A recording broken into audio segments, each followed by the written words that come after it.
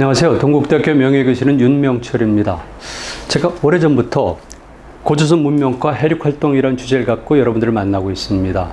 사실은 생각보다 훨씬 더 길어지고 있는데요. 제 강의 내용도 그렇지만은 이 우리 역사 바로 알기 팀에서 워낙 고조선에 대해서 비중을 두다 보니까 제 지루한 강의를 불구하고 시간을 많이 할애해 준 것 같습니다. 이 자리를 빌어서 제가 새삼스럽게 고맙다는 말씀 드리고요. 또 하나는 최근에 출판사에서 연락이 왔는데 이게 재판을 찍는다고 연락이 와서 오늘 아침에 제가 인지를 찍어 보냈습니다. 저는 깜짝 놀랐는데요. 아니 이렇게 복잡하고 어려운 내용의 책을 많은 사람들이 볼까? 좀 놀랐습니다. 그래서 한편으로는 희망도 갖고요. 그리고 역시 이 유튜브 채널이 영향력이 있구나. 이것도 한번 다시 확인을 했습니다. 저는 계속해서 강의할 예정인데요. 일단은 제 개인적 사정 때문에 오늘과 그 다음 주에 강의를 끝내고 당분간은 제가 충전할 예정입니다. 오늘 그래서 지난 시간에 이어가지고 결국은 우리 민족에서 가장 핵심이 될 수가 있는 그리고 많은 논쟁을 불러일으키는 흉노 그리고 뒤를 이어서 다음 시간에는 숙신 계열에 관해서 말씀을 드리겠습니다. 먼저 책을 보내드리는데요. 제가 이런 강의를 하면서 쭉 느끼는 소외감을 오늘 말씀드리고자 합니다. 많은 분들이 이렇게 얘기를 합니다. 역사학자들은 공부를 안 한다. 공부하는 사람도 있고 안 하는 사람도 있습니다. 그래서 제가 말씀드리면은 이 정도의 책을 냈다는 것, 논문은 꽤 많은 편이죠. 그래서 혹시 여러분들 보기에 논리에 비약이 있거나 또는 너무 과장됐다 또는 아니면 너무 다른 방향으로 해석하네 이런 것들은 여러분들의 각각의 생각이 있는 거고요. 저는 개인적으로는 적어도 학적 노력은 기울였다는 것을 말씀을 드립니다. 그리고 또 한번 말씀드리는데요. 학문이란 것은 굉장히 중요하고 또 어렵습니다. 특히나 우리 역사, 고대사는 얼마나 중요합니까? 그동안 오랫동안 왜곡이 되어 왔고요. 그리고 우리 고대 역사를 해석하기 위해서는 많은 자료와 고고학적 유물, 많은 이론들이 필요한데 그게 늘 부족하지 않습니까? 그래서 강단 역사학이 그런 욕구를 충족시키지 못했습니다. 또 한 가지는 우리나라 근대화가 시작되면서 흔히 말하는 근대 역사학이 시작되다 보니까 어쩔 수 없이라도 우리는 일본 역사학의 영향을 받을 수밖에 없었어요. 일제시대 때는 불가피한 현상이라고 보더라도 그 이후에 우리 역사학계가 이런 부분에 관해서 적극적으로 저항하고 탈피했는가, 새로운 역사학을 수립했는가, 그 부분에 관해서는 저는 다소 아쉬움을 느끼고 있습니다. 그러다 보니까 저는 여러 가지 면에서 역사에 대한 불만도 가지고 있는 것이죠. 그러나 그럼에도 불구하고 역사학자들이 나름대로 노력했다는 것도 꼭 인식하셔야 돼요. 그리고 역사는 사실에 근거한 거였거든요. 그리고 사실에 근거해야지 인간성이 진실해지고 그런 인간들이 가득 찼을 때 사회가 진실해지는 겁니다. 그랬을 경우에 사회가 발전하는 것이지 눈앞의 이익이라든가 우리의 기분을 위해서 우리에게 무조건 유리한 식으로 해석하는 것도 저는 잘못됐고 궁극적으로는 독이 된다고 봅니다. 따라서 제가 이렇게 보여드린 이유는 적어도 저는 이 정도의 노력을 기울여서 역사를 연구했기 때문에 흔히 말하는 우리 민족을 아주 미화시키는 분들한테 비판받을 하등의 이유가 없다는 겁니다. 제가 분명히 말씀드리지만. 그리고 이 책만 하더라도요. 사실 이게 880페이지인데 아주 작은 글씨로 되어 있으니까 얼마나 두꺼운 책이겠습니까? 그런데도 부족해요. 그런데 부족합니다. 그만큼 역사는 해야 될 일이 많은 건데 일부 사람들이 자그마한 연구 성과를 가지고 확대 해석하면서 다른 것들을 부정하는 태도는 결국 우리 모두를 잘못하게 만드는 일입니다. 우리에게 중요한 것은 우리 역사의 팩트를 확인해서 그리고 우리 존재를 원래대로 재해석해서 그리고 다가오는 미래에 가장 바람직한 모델을 제시하는 것이죠. 오늘 강의 내용은 주로 이 책이 중심이 됩니다. 그래서 이 책에 보게 되면은 주로 흉노 계열과 숙신 계열에 관한 이야기들이 있고요. 오른쪽에 두 권은 유라시아 세계에 관한 것이 많지 유라세계와 우리의 연관성도 제가 설명을 해드립니다. 사실 오늘 강의에서는 흉노가 신라와 어떤 연관을 맺고 있는가 그거는 볼 수가 없어요. 시간 문제 때고 다음에 제가 고대사 할 때 말씀을 드리지만 그러나 그렇게 간단하게 얘기하는 것은 아니죠. 모든 것이 역사는 시간의 선후 관계가 있고요. 지역의 같음과 다름이 있고 주체가 변한다는 겁니다. 그걸 종합적으로 고려해서 어떤 주장을 해야지 이걸 무시하고 나서 주장한다면은 그거는 사실과는 어긋나는 게 있죠. 그래서 방법은 전체적으로 결론은 동일하더라도 방법에 문제가 있으면 그것 또한 잘못됐다고 생각합니다. 늘 그렇듯이 이렇게 봐야 돼요. 특히 흉노 문제를 알을 때는 이런 시각에서 봐야 됩니다. 유라시아 전체를 보는 건데요. 제 용어로 표현하면 극서지역, 파웨스트죠. 극중지역, 파센트럴이죠. 그리고 극동지역, 이 전체를 연결시켜서 봐야 되는 겁니다. 그러다 보니까 우리와 연관됐던 투르크계, 즉 흉노계열들이 영향을 주었지만 그들은 서쪽으로 쭉 진군해서 여러분들이 보시는 것처럼 이렇게 이런 지역까지도 갈 수가 있습니다. 그래서 경우에 이들과 이들은 문화적으로, 혈연적으로, 언어적으로 일부 같을 수 있지만 이들이 우리는 아닌 거죠. 만약 이들이 우리라고 그러면은 이들은 더 우리가 그들이라고 주장할 수가 있는 거죠. 여러분들은 그들 속에 편입되길 원합니까? 우리 스스로를 버리고 중요한 것은 늘 여기 살았던 사람들이에요. 자, 다시 한번 보여드리죠. 이렇게 우리는 8개 플러스 알파벳을 통해서 모여드는 사람들이다. 그러나 중요한 것은 원터에 있었던 원핵이 중요하다는 것이죠. 그들이 숫자도 많습니다. 반드시 그걸 염두에 두셔야 되고요. 이런 과정 속에서 동아주 중의 모델이고 오른쪽이 해륙상으로 입각한 것. 즉 다시 말씀드려서 우리 역사는 반도 역사도 아니고 그리고 또 육지 역사만도 아니고 이렇게 동아시아를 크게 삼국체제로 나눴을 경우에 우린 동방의 축을 이루고 있었고 거기에 핵심 정치 세력이 최초의 민족 국가로서는 원조선이라고 제가 설정한 거죠. 그러나 원조선을 해굴해서 그 이후에 개성된 국가들은 현재 우리를 기준으로 했을 때 거슬러 올라가면 직계가 되는 거예요. 그래서 저는 이런 구도를 여러분들이 꼭 이해하시고 그 다음에 여러분들이 서북쪽에서 내려왔던 흉노 계열 사람들 그리고 또 한쪽에서는 원래 동쪽이나 동북쪽에 있었던 퉁구스 계열들 이들이 우리 역사의 중요한 부분이었었다. 이런 논리가 돼야 되는 것이죠. 사실은 흉노 계열 그러면은요. 이 땅에서 현재 살아있는 사람들 중에서 가장 흉노 계열의 피를 많이 받은 사람은 저예요. 그렇다면 저는 당연히 흉노 계열의 비중을 높게 하겠죠. 그러나 그렇지는 않아요. 왜 그러냐면 이 땅에 살았던 사람들이 있으니까. 어쨌든 흉노는 중요하기 때문에 지난 시간에 동의에 이어서 그리고 예맥에 이어서 이제는 반계로 들어가면서 동어 그리고 흉노를 보겠습니다. 흉노는 다 아시겠지만은 말 그대로 훈이란 뜻이에요. 이건 누구나 아는 거니까 그냥 넘어가는데요. 그리고 오늘 강의도 시간이 없으니까 제가 자료는 많이 가져왔습니다만 주로 빨간색으로 칠한 부분을 중심으로 해서 말씀을 드립니다. 그래서 훈은 그들이 부른 것도 아니고 퉁구스어 사람들이 얘기한 겁니다. 자, 투르크 계통이 훈 계통이고 흉노 계통이고요. 그리고 몽골의 계통은 범선비 계열과 그리고 우리의 일부가 들어가고요. 퉁구스어 계통은 흔히 말하는 여진족 계열이에요. 다음 강의에 숙신이 되겠죠. 그런데 그들이 이렇게 서북쪽에 있었던 사람들을 보면서 훈이라고 불렀어요. 이게 사람이란 뜻이에요. 그리고 흉노인들도 자신들을 훈이라 불렀다고 추정하는 겁니다. 그럼 이들은 어디 살았을까? 이게 중요하잖아요. 최초에 이 사람들은 어디 살았을까? 왜냐하면 우리 여기 살았던 사람들은 원터 사람들은 원핵 사람들이고요. 나머지 사람들은 제 이론에 따르면 8개 플러스 알파를 통해서 왔지 않습니까? 그렇다면 그 중에서 가장 중요한 흉노 계열도 어디선가 왔죠. 그렇다면 그들의 첫 출발지가 있을 것이고요. 두 번째, 세 번째가 있을 것이고 마지막으로 우리에게 올 때가 있는 것 아니겠습니까? 이 과정을 딱 추적해 가야지만 우리와 그들과 연관성을 알 수가 있는 것이죠. 그리고 또 말씀드리는데 한 번에 오는 것이 아니죠. 우리가 일본 열도로 진출할 때도 여러 지역에서 다지역성입니다. 여러 가지 목적, 다목적성입니다. 그리고 다양한 방식으로 오거든요. 다양한 집단들이.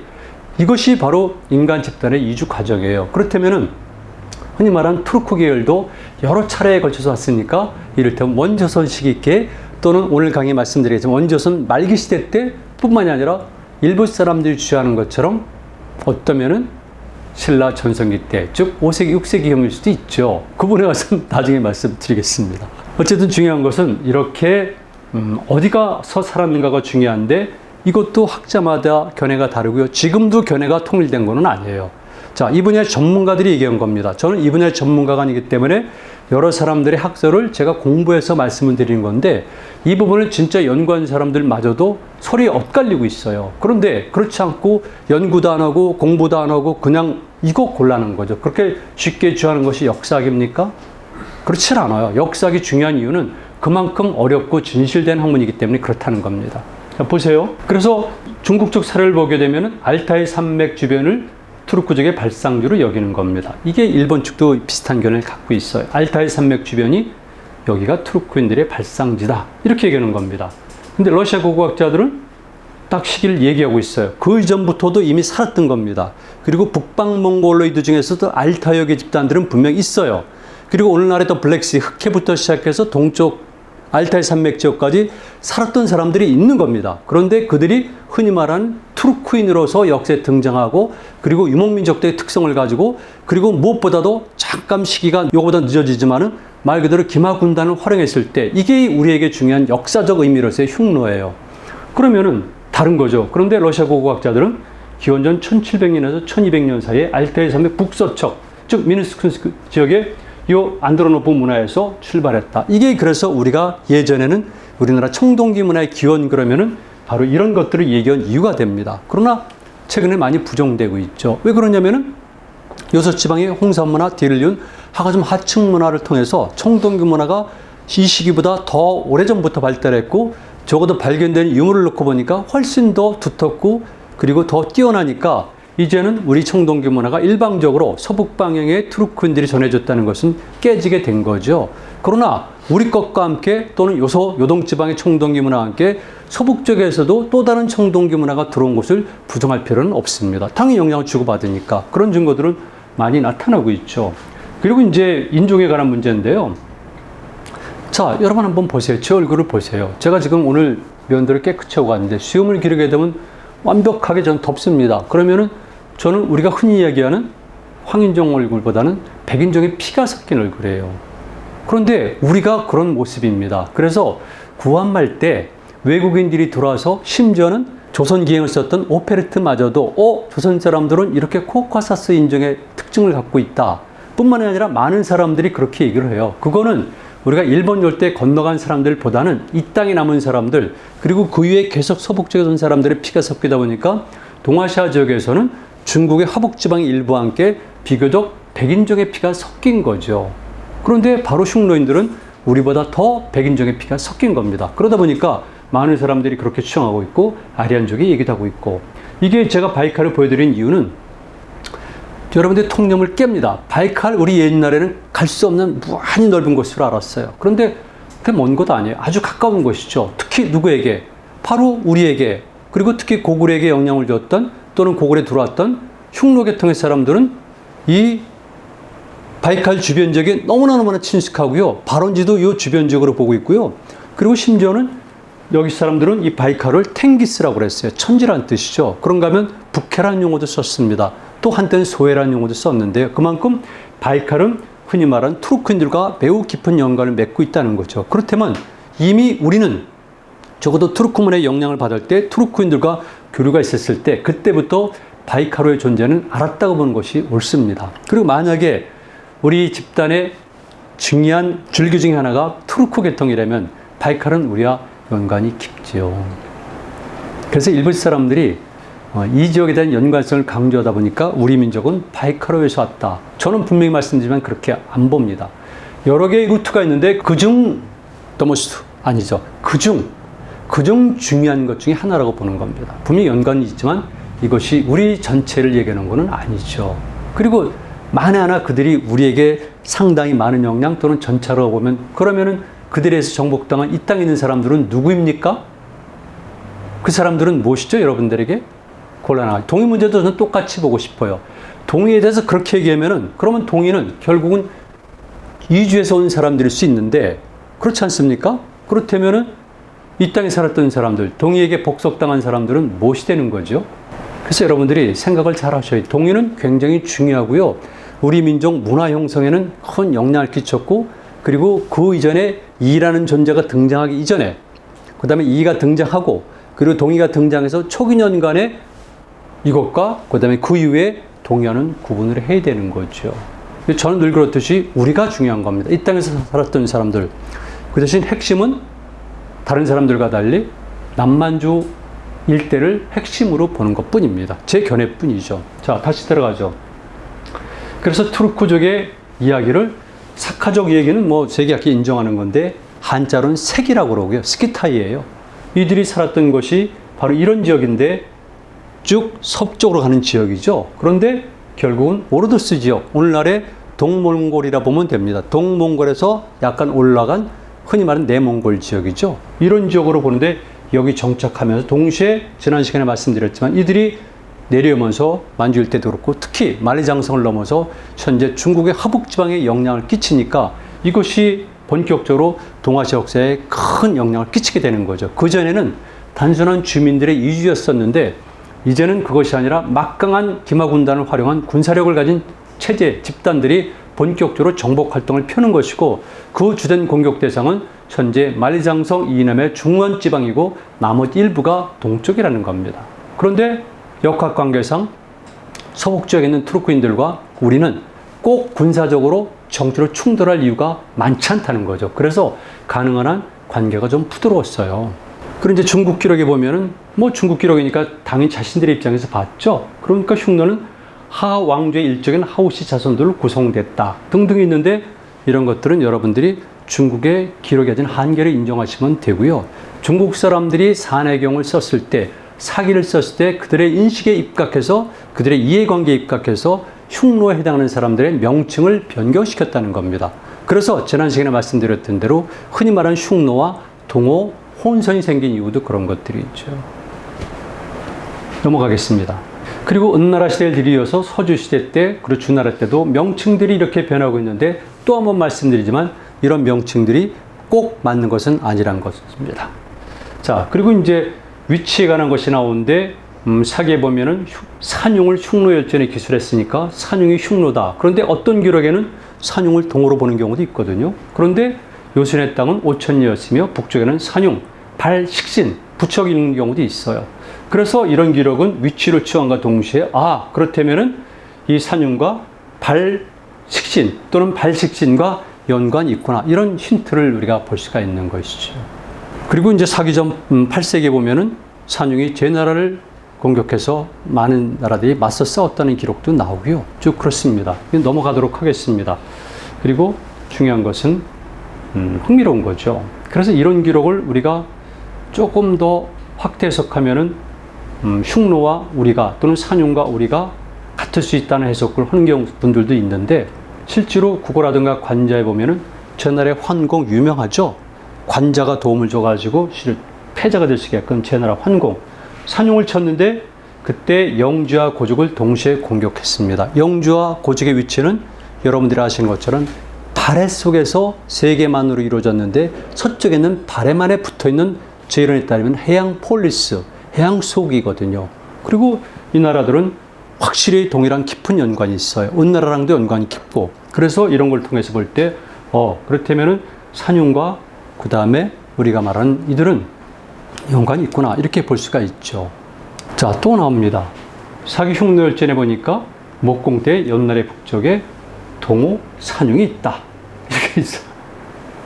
동호와 산용이 있다. 그러니까 이때 동호와 산용을 병렬 관계로 보는 거죠. 산용이 동호가 아니라 동호 산용이 아니라 동호 산용이 있다 해서 병렬 관계로 보는 겁니다. 그런데 여기서는 산용이 어떤 현실 또는 언어를 사용하는 존재인지는 분명하지 않아요. 얘기를 안 한 겁니다. 그런데 전반적인 문맥을 보면 흉노랑 연관이 돼 있다는 거죠. 이래서 우리가 알고 있는 것처럼 춘추 전국 시대까지 이런 흉노의 모습들을 제가 간단히 살펴봤는데요. 그런데 이제 본격적으로 전국 시대로 들어오고 그러면서 문제가 생기게 돼요. 흉노 지역 자체에 변화가 생긴 겁니다. 흉노 지역 자체. 그래서 그 전까지 있었던 것이 아니라 이제는 흉노가 점차 통일을 하기 시작해요. 여러분 아시겠지만 모던 선후 그리고 묵득하한 때 가서 비로소 전 흉노를 완벽하게 통일하는데요. 이렇게 북방 유목 세력들의 통일이라는 것은 엄청난 의미를 갖고 있죠. 그들은 기본적으로 동진 또는 남진할 수밖에 없어요. 왜? 자연환경 자체가 그렇습니다. 그리고 생태환경 자체가 늘 그렇듯이 자연의 대재앙은 있게 마련이거든요. 자연재앙이 있을 때마다 타격을 입는 것은 농경민들이 아니라 실질적으로는 유목민들이라는 거죠. 여러분들은 자꾸 농경민의 입장에서 농경민에게 하늘이 중요하다고 주장들 해왔는데요. 그건 잘못된 거죠.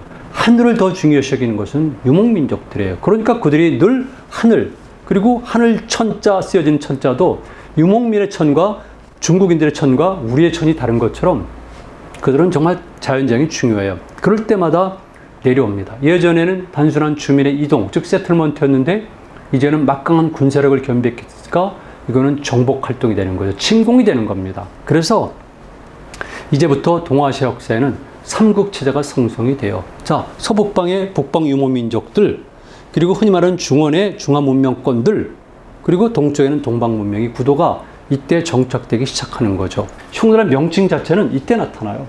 그 전까지는 우리가 추론하는 겁니다. 그래서 이들과 연관되어 있던 종족 집단들을 거슬러 올라가면서 해석한 것들이 오늘 강의 첫 번째 말씀드린 어느 지역에 있었다, 어디로 이동했었다, 또는 서양인의 피가 섞였다고 주장하는 것 뿐이에요. 그러나 적어도 사료상에서 명칭이 처음 등장하는 것은 바로 318년이에요. 그리고 다들 아시죠? 많이들 인용이 되니까 조나라 때 조무룡왕이 유목민족들의 침공을 하도 받다 보니까 극복하기 위해서 흔히 말하는 호예, 이런 모든 체제를 수용하게 되죠. 그래서 군사적으로 성장을 하게 되는데요. 이것이 중국 역사에서 본격적으로 이 투르크계열이 등장하는 시기입니다.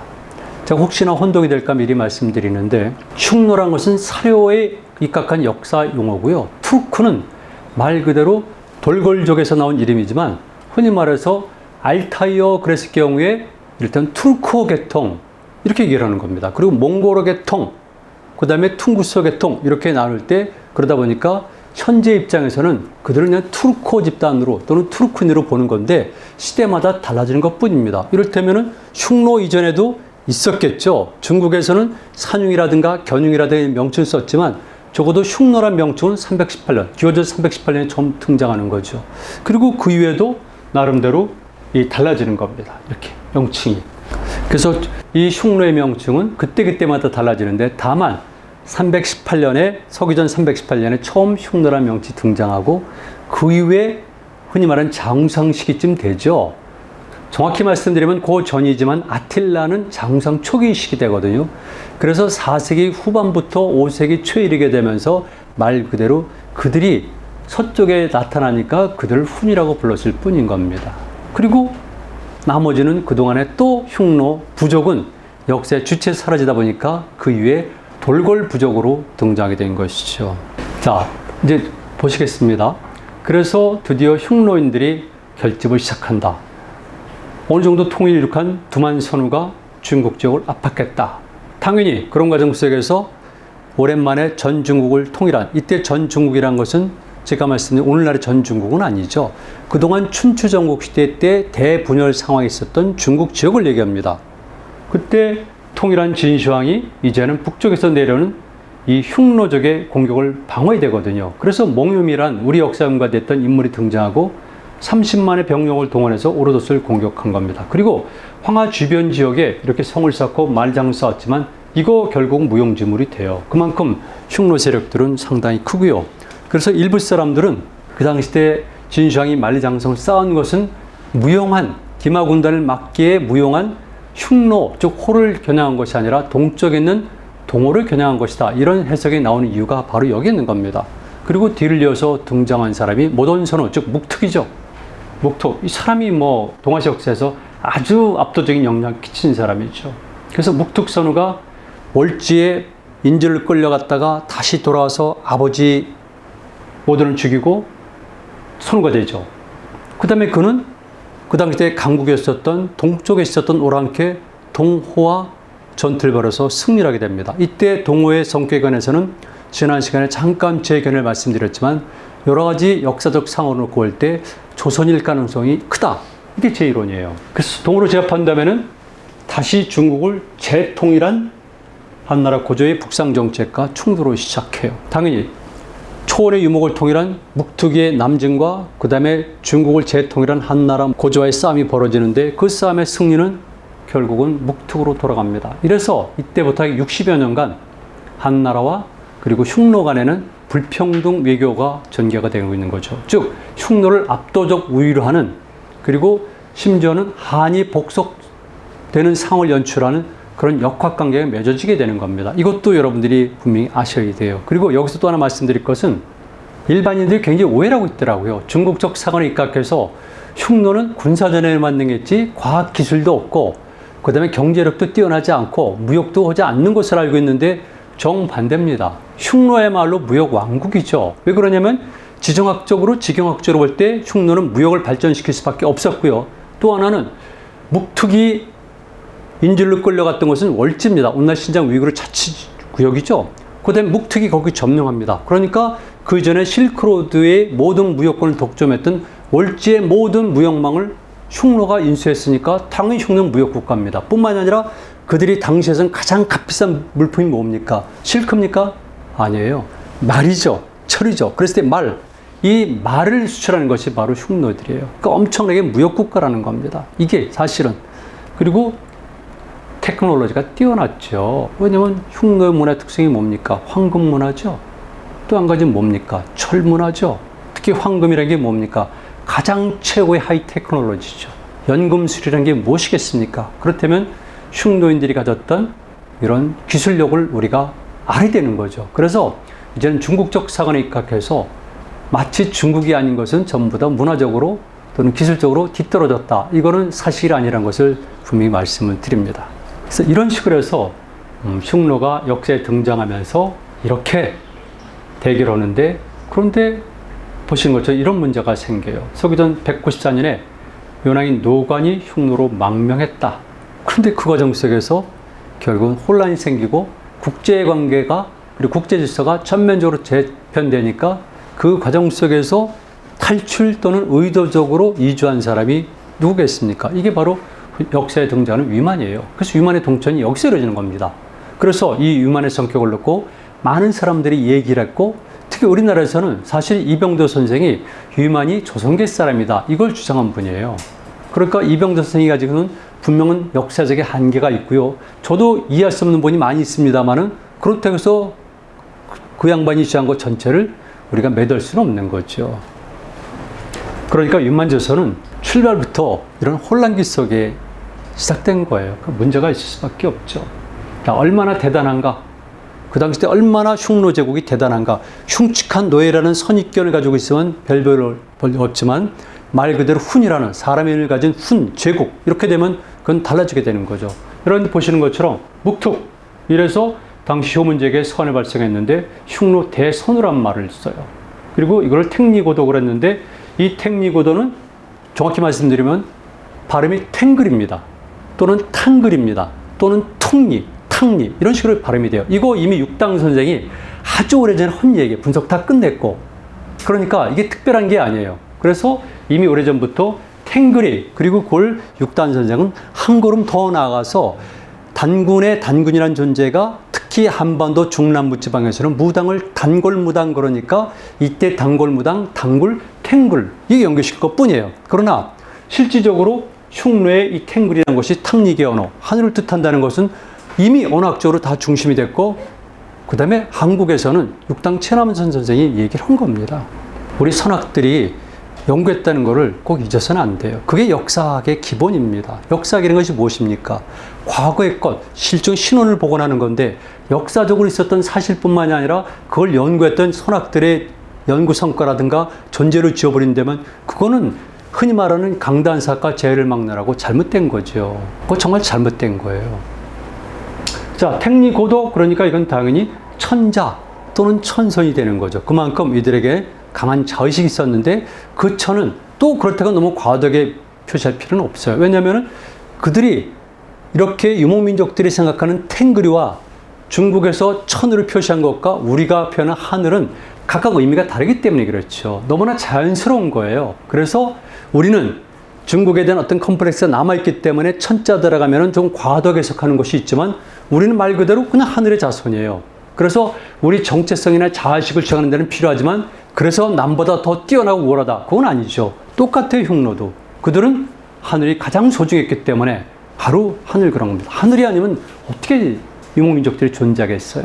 다른 여러 가지 것도 있겠지만 특히 저의 입장에서는 사막을 항해할 때, 초원을 항해할 때 이 하늘은 굉장히 중요하거든요. 제가 항해라는 표현을 썼죠. 고대인들은 역시 사막이라든가 초원도 이렇게 해로 표현한 경우가 있어요. 바다로. 즉 항해죠. 자, 그리고 그래서 묵툭, 그 유명한 묵툭이 죽을 때 보니까 서기전 174년인데요. 영토가 이렇습니다. 동쪽으로 만주, 서쪽으로는 아라레. 그러니까 우리는 중앙아시아 거의 끝에까지가 흉노 제국의 영토였던 거예요. 그 남쪽으로는 오르도스, 오늘날의 내몽골에서 동몽골, 즉 접경까지, 그리고 티베트 고원의 일부와 카라코름 산맥까지도 가는데, 이거는 당연히 월지를 정복했으니까 월지의 영토 내지 영역을 흡수해서 이렇게 되는 거죠. 묵툭이 특별한 사람이에요. 그래서 지금도 터키에서는요, 묵툭 때, 이때를 바로 터키 육군 창건 기념일로 보고 있어요. 그만큼 투르크인들은, 특히 오늘날 터키인들은 자의식이 강했고 그 다음에 투르크인의 연결의식이 강했던 거죠. 우리 어떻습니까? 여러분들이 생각하는 것처럼, 여러분들이 그렇게 취하는 것처럼 우리 민족이 자의식이 강했고 우리 역사는 애정이 강화되면은 지금처럼 했겠습니까? 근데 그렇게 하는 사람이 없어요. 그리고 많은 사람들이 본인들은 역사에 대한 관심이 많다고 그러는데요. 저는 그렇게 생각하지 않습니다. 오늘 이 자리를 빌어서 제가 또 한 말씀 드릴게요. 지지난주쯤 되는데요. 제가 우리나라에서 우리 때는 가장 좋은 중고등학교를 나온 사람이에요.